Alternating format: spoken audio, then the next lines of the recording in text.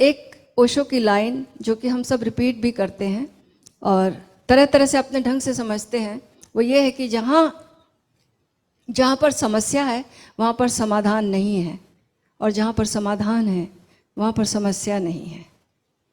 सुनी है ये लाइन बहुत लोगों ने, सब ने सुनी होगी। नहीं सुनी तो फिर सुन लो एक बार। बहुत प्यारी प्यारी ये शिक्षा है ओशो की, बहुत प्यारी एक गाइडेंस है कि जहाँ पर समस्या है वहाँ पर समाधान नहीं है, और जहाँ पर समाधान है वहाँ पर समस्या नहीं है। ये बड़ी पोएटिक ढंग से ओशो ने प्रस्तुत किया हमारे लिए ये बात।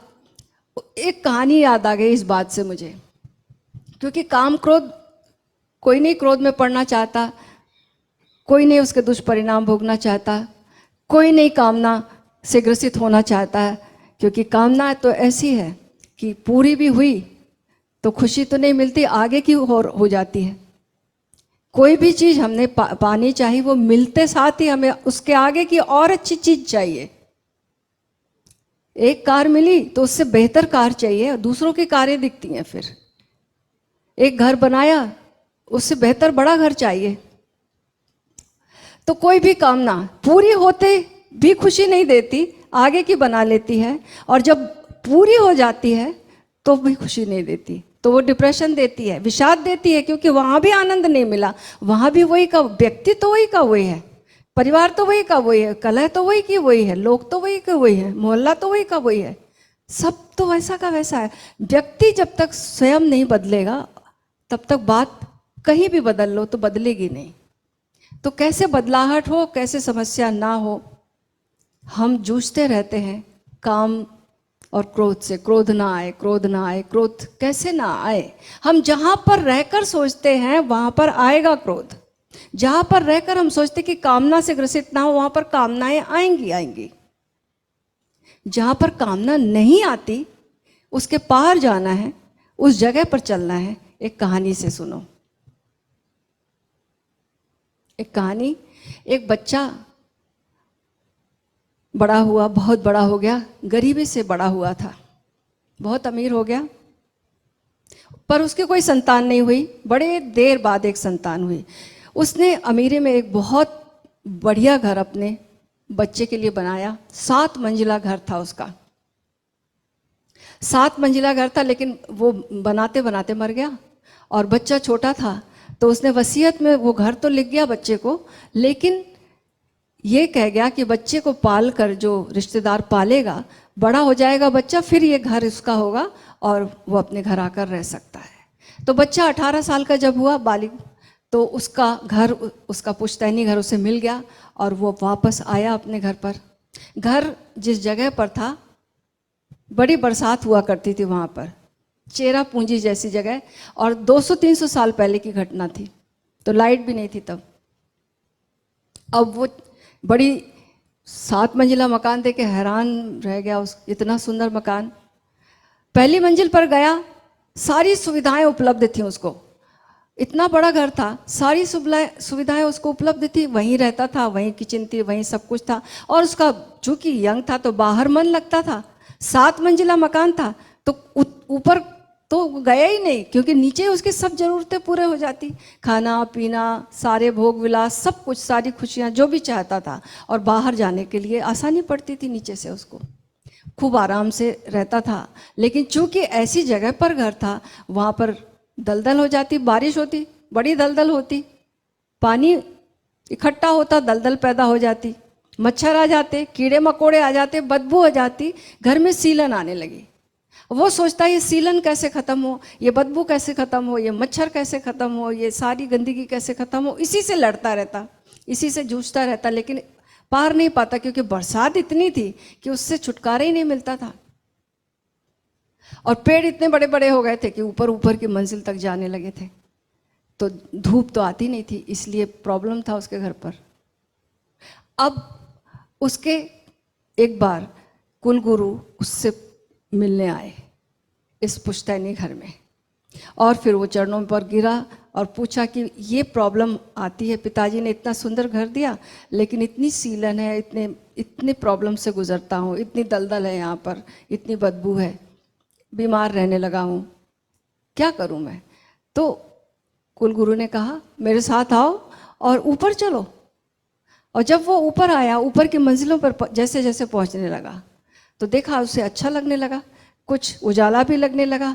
वो जो पेड़ बड़े हो गए थे उनमें उनमें उनमें फूल खिले थे और उन फूलों की खुशबू ऊपर की मंजिलों पर आ रही थी और उजाला भी आ रहा था और नज़ारे भी अच्छे लगने लगे। अब वो गुरु ने बोला कि सबसे ऊपर चलो, 7वीं मंजिल पर चलो। वहाँ जाके तो वो नाचने लगा, सूरज की किरणें और तितलियाँ और ना जाने क्या क्या खुशबू से भरा हुआ सब, पूरी ऐसा लगा कि ऊर्जा से ही भर गया। पूरी सूरज की रोशनी ने उसे स्वस्थ कर दिया। उसकी जो नमी की और सीलन की सारी चीज़ें उसको भूल ही गई, जैसे एग्जिस्ट ही नहीं करती, वहाँ कुछ था ही नहीं। परमपिता परमेश्वर ने भी हमें 7 मंजिला मकान दिया है रहने के लिए, और हमारा गुजारा नीचे के चक्रों में, नीचे के घरों में चल जाता है। चक्र यानी घर, कोठरी, वहाँ पर हम रहते हैं। वहाँ पर लोग तो पोर्च में ही रहते हैं, घर के अंदर तक नहीं आते सारी जिंदगी। एक फिलोसोफर जो कि पोर्च में ही सारी जिंदगी उसने गुजारी और उसको बड़ा अच्छा मानता था। लेकिन लोग नीचे के चक्रों में रहते हैं, नीचे के मंजिलों में काम चल जाता है। अब वहाँ से सोचें कि सीलन नहीं आए, बदबू नहीं आए, मच्छर नहीं आए, बीमारी नहीं आए, आएगी वहाँ पर। वहाँ कब तक सफाई करोगे? ऊपर चलो, संत कहते हैं ऊपर चलो, गुरु कहता है ऊपर चलो, ऊपर के चक्रों पर। नीचे के जो 3 चक्र हैं वहाँ से लड़ोगे, काम क्रोध लोभ मोह ईर्ष्या द्वेष, इससे नहीं जीत पाओगे, नहीं जीत पाओगे। वो प्रकृति ने दिए हैं, वहाँ से जरूरतें पूरी होती हैं। वहाँ तक प्रकृति वो चक्रों को जगा कर ही भेजती है, एनर्जी देकर भेजती है। वहाँ तक हमारी आसानी से, जब वहाँ से हम कुछ भी करने की कोशिश करेंगे, हारेंगे, क्योंकि वहाँ से जीवन संचालित होता है। हम सोचें कि हमारे भीतर प्रेम आ जाए और रहते हैं हम नीचे के चक्रों में, तो प्रेम कैसे आएगा? प्रेम पैदा होगा जब अनाहत चक्र पर ऊर्जा आएगी, तब 4थी मंजिल पर आएंगे। यहाँ से अध्यात्म शुरू होगा, यहाँ से प्रेम की रोशनी आएगी, यहाँ से रोशनी आना शुरू होगी। अंधेरा अपने आप मिट जाएगा, अंधेरा अपने आप मिट जाएगा। जब ओशो कहते हैं ना कि हाथ में हीरे आ गए तो कंकड़ पत्थर छूट ही जाएंगे। जब प्रेम की रोशनी भरेगी भीतर तो सब चीजें अपने आप क्यों काम ना जागेगी। ऐसी तृप्ति मिलेगी देने में, बात ही बदल जाएगी। यहां से अध्यात्म शुरुआत हो गई। अब 4थे चक्र से यहां से ऊर्जा का परिष्कार हुआ। फिर हम सोचे कि विवेक जाग जाए तो हमें और आगे जागना पड़ेगा। हम सोचे कि हमारे जीवन में एक संकल्प पैदा हो जाए तो हमें आगे चक्र पर जाना होगा। उसमें जाए बिना हम सोचे कि मूलाधार चक्र पर हम रहकर सोचे कि हम डरेंगे नहीं और हम संकल्प करते, कहाँ से संकल्प होगा? हो नहीं सकता। तो हम जहाँ से मुक्ति पाना चाहते, काम क्रोध लोभ मोह ईर्ष्या द्वेष से, वहाँ से मुक्ति नहीं मिलेगी। ओशो सिंपल कहते, ओशो कहते कि ऊपर के चक्रों पर आ जाओ, और उन्होंने मूलबंध ध्यान, मूलबंध की साधना बताई। लेकिन हम अगर इसको 3 महीने साधे तो हमारा पूरा जीवन रूपांतरित हो जाएगा, पूरा जीवन रूपांतरित हो जाएगा। और ओशो तो कहते कम से कम 4थे चक्र पर लोएस्ट रहना है। 4थे चक्र से तो नीचे आना ही नहीं है, यही डिवाइन जीवन है। तो ये हमारी बहुत बड़ी संभावना। हम अब यहाँ से 3रे चक्र तक, यहाँ तक समझो कि सामान्य जरूरतें पूरी हो जाती है। 4थे चक्र से भोग विलास, असली विलास, इसको कह लो आत्म विलास कह लो। संत कहते हैं ना कि भोगी तो हम हैं, त्यागी तो संसारी हैं। कितने दुख में, कितने फ्रस्ट्रेशन में, कितने उदासी में, क्या क्या नहीं है जीवन में, उसमें जीते हैं और सोचते हैं कि हम रस ले रहे हैं जीवन का। कहाँ रस है, क्या है वहां पर? लेकिन एक संत जिसके पास कुछ भी नहीं है, या अगर है तो देखने को है, वो निर्लिप्त है उस अवस्था से। राजा जनक है, हुए ऐसे, लेकिन वो असली विलासी हैं, क्योंकि उन्होंने अपनी आत्मा में स्थित होकर अपने स्वरूप में अपनी जड़ें जमाई हैं। वहाँ से अपने होने का मजा लेते हैं। और जब हम बाहर से अपने होने का मजा लेते तो अहंकार है, और जब हम अपने भीतर से सहस्त्रार से अपने होने का मजा लेते हैं तब ये ये स्वरूप है अपना, ये हमारा सच्चा रूप है। और वो अहंकार झूठा रूप है, जहाँ से हम कहते मैं हूँ, वो मेरा होना नहीं है।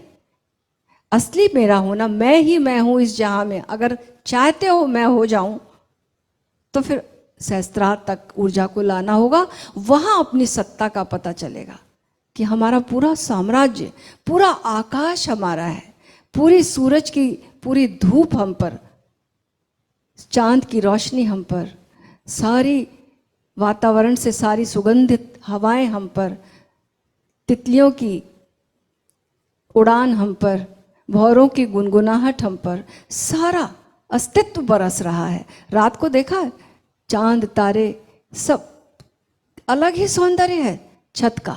घर के अंदर जो लोग ऐसे भी रहो ना, अगर सामान्य बात करो तो जो लोग घर के अंदर रहते हैं वही रह पाते। जिसने एक बार बाहर रहने का मजा ले लिया, उनके लिए नाम मात्र का घर है। उन्हें तो बाहर ही अच्छा लगता है, खुले में ही अच्छा लगता है, आकाश में ही अच्छा लगता है। घर तो सोने के लिए होता है थोड़ी देर के लिए, बाकी जीवन तो आकाश में होता है। जीवन तो आकाश में, खुले अस्तित्व में होता है। तो आए, इस खुले अस्तित्व का मजा ओशो ने हमें दिया। कैसे हम इस खुले अस्तित्व का पूरे अस्तित्व का मजा ले सके? हम शहंशाह हैं। हमारे परम पिता परमेश्वर ने हमें 7 मंजिला मकान दिया है, ऊपर छत है, छत का मजा लेना है, वहाँ से सारा नज़ारा देखना है। तो एक बड़ा प्यारा गीत है, सातों चक्र के बारे में आपको सुनाएंगे, तो आपको और हर चक्रों का एहसास हो जाएगा।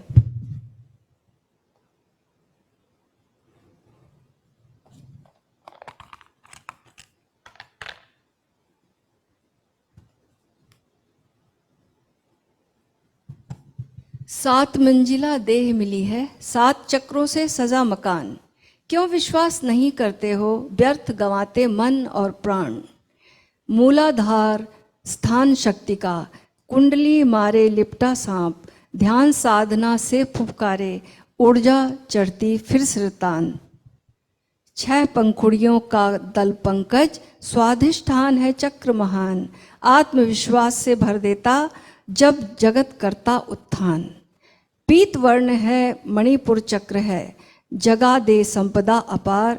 कमल है 10 पंखुड़ी वाला, जो जगाता दृढ़ विश्वास। हृदय चक्र मध्य छाती के, प्रेम भाव बढ़ाता जाए। मन भवरा शांत हो जाता, प्रकृति से जुड़ जाता भाव।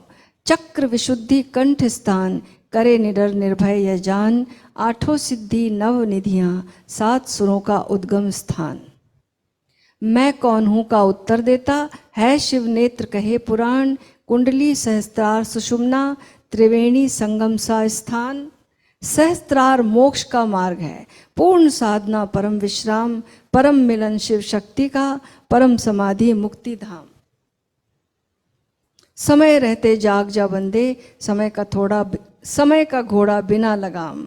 अंत समय ना पछताएगा, 7 मंजिला सजा मकान। इसी काव्य को देखकर, इसी गीत को देखकर मुझे ये कहानी